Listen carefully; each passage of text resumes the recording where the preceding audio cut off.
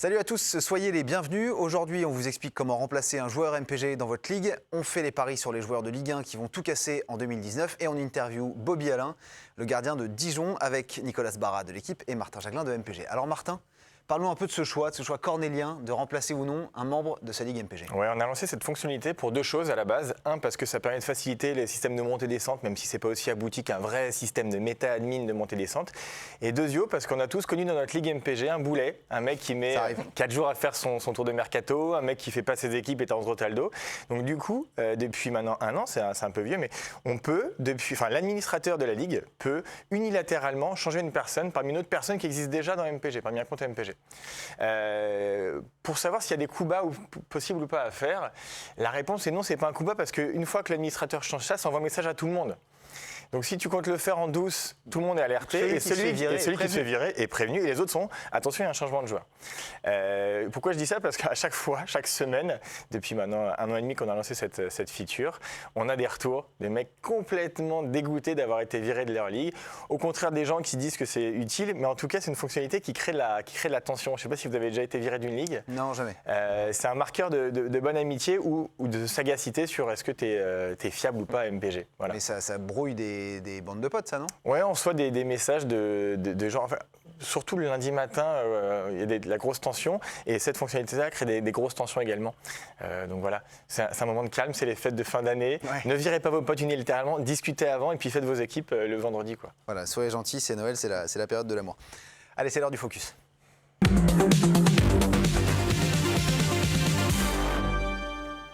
C'est la dernière émission de l'année, alors on a décidé de se mouiller un peu et de vous donner ceux qui pour nous sont les paris de l'année 2019, les joueurs qui vont cartonner, qu'on n'attend pas forcément encore ou qu'on n'attend plus. Nicolas, à toi l'honneur.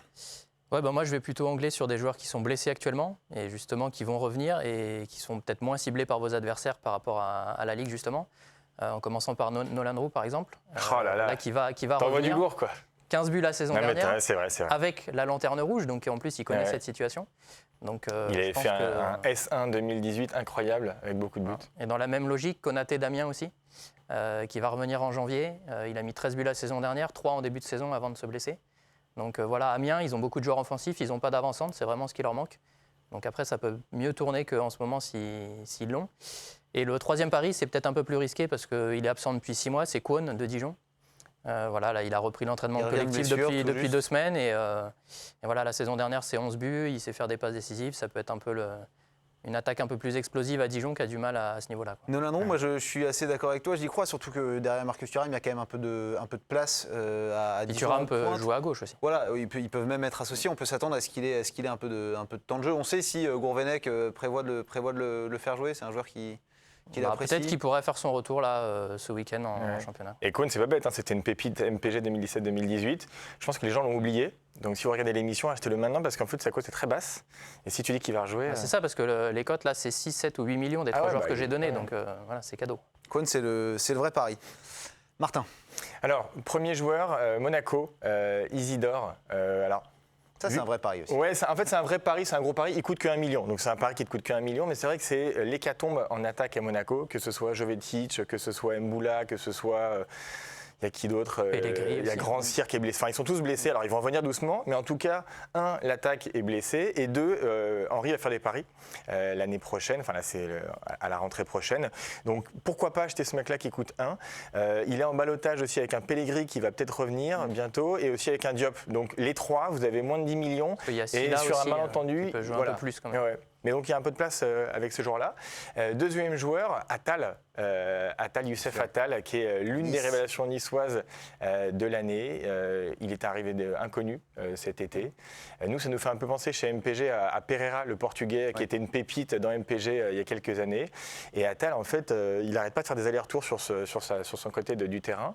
Et si ces attaquants règlent un peu la ligne de mire, que ce soit Molida, que ce soit Balotelli, il peut finir avec 5 ou 6 passes décisives là sur la deuxième partie de saison. Donc voilà, petit choix. Et enfin, Bosquilla. Pourquoi Bosquilla? Parce que là, tout récemment, on a appris que, a priori, Salah ne voulait pas reconduire et reprolonger son contrat avec Nantes. Et si c'est le cas, il a encore 1 an et demi de contrat, donc c'est possible qu'il parte soit cet hiver, soit l'été prochain. Donc s'il part cet hiver, il y aura un gros trou en attaque, et c'est pas Koulibaly qui va être le goléador nantais.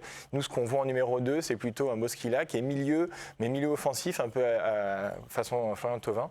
Donc il coûte pas très très cher, mais bon, s'il est encore dispo, ruez-vous sur lui, parce que si ça la part, il va être numéro 1 de l'attaque. Et précieux sur coup de pied arrêté, sur coup franc, notamment Bosquilla, on peut s'attendre à ce qu'il marque surtout beaucoup de buts, surtout que c'est vrai qu'on l'a dit dans une précédente émission, Salah, là, il marche complètement sur l'eau. Est-ce que ça va durer, s'il reste, est-ce que ça va durer toute la deuxième partie de saison? Ce sera peut-être en effet à Bosquilla de et puis Kita, en fait, il peut gagner entre 15 et 20 millions d'euros sur ce transfert. Ce serait un gros transfert nantais.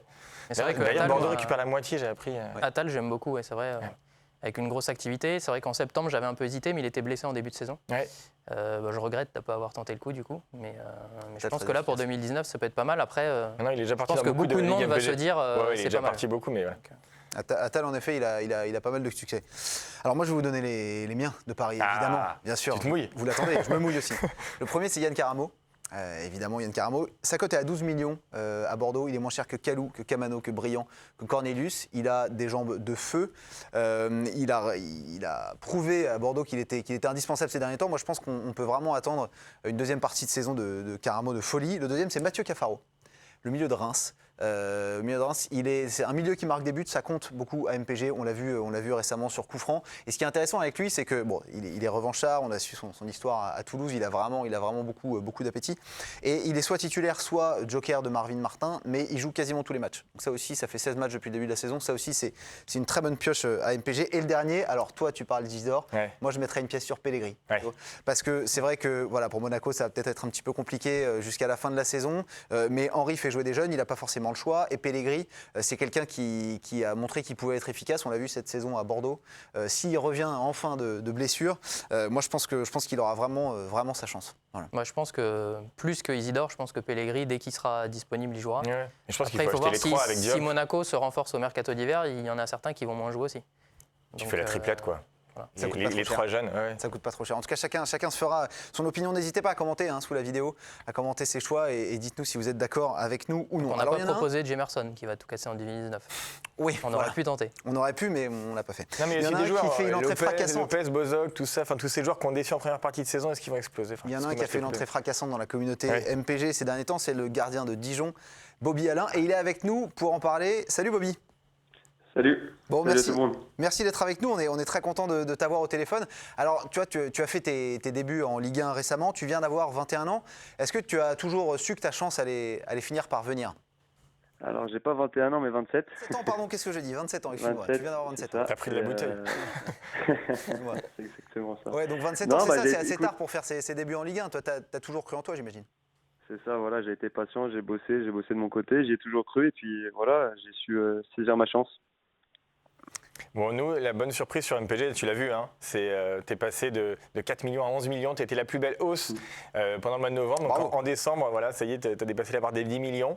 Je ne sais pas, toi, en tant que joueur réel, ce que ça te fait d'être un joueur virtuel aussi. Mais raconte-nous un petit peu, toi, t'as des potes qui jouent, par exemple? J'ai beaucoup d'amis qui y jouaient. Il y a 1 saison, 2 saisons, ils ont arrêté. Et depuis que j'ai commencé à jouer, ils vont s'y remettre. C'est ce qu'ils m'ont dit. D'accord. Pour pouvoir te prendre dans leur effectif? Exactement. D'accord. Et est-ce que tes amis te saoulent pour avoir des conseils sur qui est titu ou pas, qui va jouer à Dijon? Non, c'est vrai sur ça. Non, ils me laissent tranquille là-dessus. Aujourd'hui, avec ta cote à 11 millions, tu es plus cher sur MPG que Subasic ou Cardinal. Est-ce que ça te donne envie d'aller renégocier ton salaire peut-être avec ton président? Ça peut être un motif, pourquoi pas. Ça se tente en tout cas. Ça se tente, exactement. Ça se tente. C'est déjà arrivé dans un club il y a 1 an, que les joueurs se servent de leur cote MPG pour négocier. Ouais. C'est la première fois que j'entends ça. Est-ce que dans le vestiaire à Dijon, il y a d'autres joueurs, enfin certains de tes coéquipiers qui jouent à MPG, tu en discusques un peu avec eux? Si je te dis pas de bêtises, non, il n'y a personne qui vraiment en parle de MPG. C'est vraiment moi, mais c'était plus mes amis en dehors du foot que dans le vestiaire. Quoi. Il faut que tu leur en parles alors. On compte sur toi, nous. Ouais, je vais commencer. On va faire ça. Est-ce que tu as des pépites à nous recommander à Dijon, des joueurs dont on ne parle pas beaucoup, qu'on n'attend pas forcément, mais qui vont faire une bonne deuxième partie de saison 2019, qui sont des promesses? Je vous entendais parler de Kwon. Je je peux vous dire qu'il est en pleine bourre et ça va être la plus grosse surprise, je pense, que de la deuxième partie de la saison. Nicolas, tu es d'accord avec ça, toi, j'imagine? Oui, puis justement, j'avais une question. Est-ce que déjà, tu as pris pas mal de buts de Kwon à l'entraînement ces derniers temps? Voilà. Son retour m'énerve déjà à l'entraînement, exactement. Il m'irrite déjà. Donc Kwon, il faut compter sur lui pour la deuxième partie de la saison, quoi. Ça, c'est un bon tuyau. Ouais, très bon Ça, c'est tuyau. ça. Bon, merci beaucoup, Bobby. Bon courage pour la suite de la saison et à bientôt sur MPG. On espère t'y retrouver Merci. bientôt. Salut. À très Merci. bientôt, salut. Au revoir. On arrive nous à la fin de l'émission. Nicolas, merci d'avoir été Merci. avec nous. Martin, toi, ta dédicace de la semaine, comme chaque semaine, celle-là, elle va à un ancien. Ouais, en fait, on a regardé dans les gens qui s'étaient connectés cette saison MPG, quel était le plus ancien. C'est une personne qui est la 4e inscrite. Il y a 1 million d'inscrits sur MPG, c'est la 4e inscrite. C'est Raphaël Lomalier. Donc, si tu regardes, bravo. Nous, ça nous fait vraiment plaisir que des mecs, 7 ans après, continuent à être actifs et à jouer et à propager la bonne parole. Donc, merci et puis joyeuses fêtes. Raphaël, merci. C'est beau, la fidélité. Très bon week-end de foot à tous. Bonnes vacances. On se retrouve en 2019. Ciao.